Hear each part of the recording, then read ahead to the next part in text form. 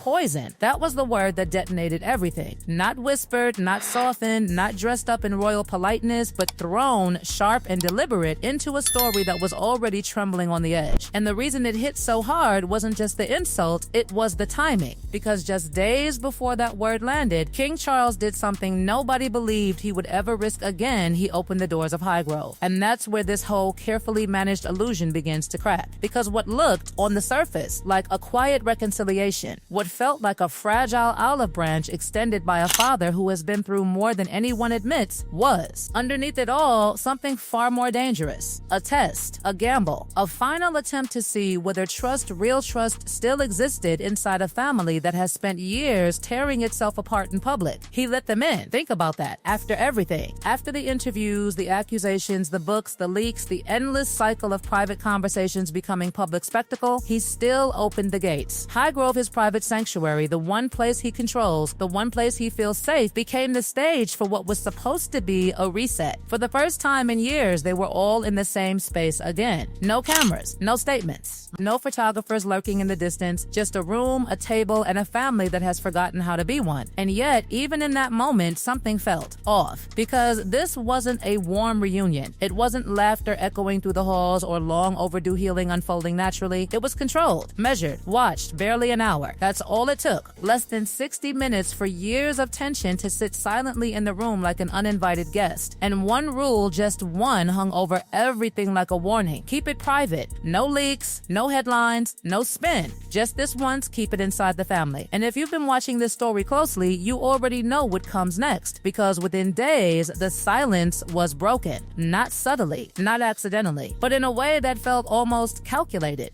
Carefully framed stories began to appear, polished narratives shaping what had supposedly been a private moment. And suddenly, the tone shifted. Meghan positioned as misunderstood, the tension redirected, the blame neatly pointed elsewhere. And that's when everything changed. Because for King Charles, this wasn't just a meeting anymore. This was proof. Proof that even now, even after everything, the pattern hadn't stopped. The leaks, the narratives, the quiet turning of private moments into public currency, it was all still there. And the man who had just taken a risk, who had just allowed his guard to drop for a single afternoon, was left staring at the same question he has been avoiding for years. Can this ever actually be fixed? That's the part people don't want to say out loud. This wasn't just about a visit. It wasn't just about grandchildren running through gardens or a father seeing his son again. This was about leverage, about control, about who walks away from that room with the upper hand. Because when you strip away the sentiment, when you ignore the carefully constructed headlines, what you're left with is something far colder. A king offering time, a son needing validation, and a situation where one side had far more to gain than the other. And suddenly, Tom Bower's claim doesn't sound dramatic, it sounds inevitable. Because if that meeting was meant to rebuild trust, it did the opposite. It exposed how little of it is left. It forced the king to confront a reality that had been quietly building behind closed doors. That reconciliation might not just be difficult, it might be impossible. Because what happens when you offer peace and it comes back as strategy? What happens when a private moment becomes a public narrative within days? What happens when the one rule, the simplest rule, can't even survive a week? That's where this story turns. Not in the meeting itself, but in what followed. Because insiders began to whisper about something far more serious than disappointment. A shift, a hesitation, a sudden cooling of plans that had, until then, been cautiously moving forward. Because what followed that Highgrove meeting didn't just quietly fade away like a failed family moment. It unraveled, piece by piece, into something that forced a complete rethink at the very top. The illusion of reconciliation didn't collapse loudly, it slipped, subtly at first, then all at once, into something that looked far more like confirmation than misunderstanding. Because when those carefully controlled details began to circulate, when those polished narratives started appearing exactly where they always seemed to appear, the pattern became impossible to ignore. And for a man like King Charles, a man who has spent a lifetime navigating loyalty and betrayal in silence, that pattern was louder than any public statement could ever be. The truth is, the meeting itself was never the real test. The test was what happened after. And what happened after told him everything. Because the one rule, privacy, was not just a request, it was the foundation of the entire gesture. Without it, the meeting loses its meaning.